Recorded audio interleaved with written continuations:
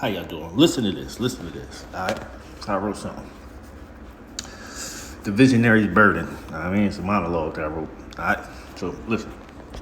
There's a specific kind of loneliness that comes when God whispers a secret in your ear and leaves the rest of the world stone deaf. They call it delusion. Because they lack the lenses to see the finish line you're already crossing. You see, people will love you as long as you fit within their borders of their own imagination. But the moment you start building something that they can't see, the moment you start becoming someone they can't see, that love turns into a weapon. They didn't get the vision. God didn't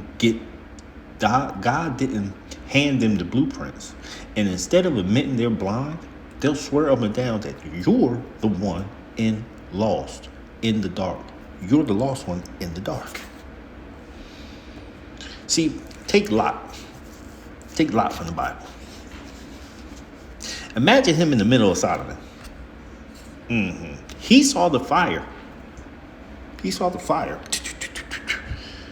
Before the first spark hit the sky. He saw the rot while everyone else was busy celebrating the decay. He tried to warn them, tried to pull his own sons-in-law to safety. And what did they do? They laughed. They saw a fool, an alarmist, a villain, trying to ruin their good time.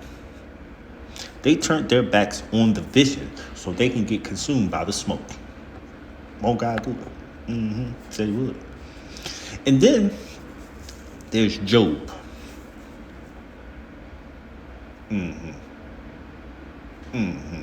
See, there's Job. All right. Now, that's the real masterclass right there in character assassination. See, Job's world didn't just crumble. His friends showed up to kick the dust. Eliphaz, Bildad, Zophar, I think I said them right. They sat there with their self-righteous logic, painting him as the villain of his own tragedy.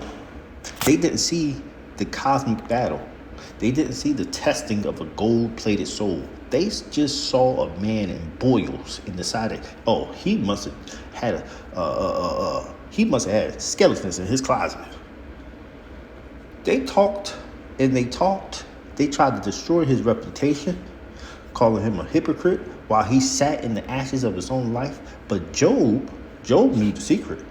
He knew that when you stop explaining yourself to people who are committed to misunderstanding you, that's when the real war begins. They get mad. Oh, they get furious. When you stop pleading your case at the court of their opinion, when you stop giving them the satisfaction of a defense, they start the smear campaign. They'll paint you as a monster, the egoist, the crazy one. They'll try to burn your name to the ground to stay warm by the fire. But here's what they don't realize. Here's what people don't realize. Behavior speaks with a thunder that words can never reach. So let them talk. Let them craft their stories and sharpen their tongues while they are busy narrating your downfall. See, you just keep walking towards the vision they said wasn't there. That's all you got to do. Eventually, the dust settles. Eventually, the fire stops falling on Sodom, and the double portion comes to Job. And when the smoke clears, the world won't remember what they said about you. They'll only see the fact that you're still standing and they're still talking. They're just still talking. They just running their mouth because they ain't got nothing else better to do.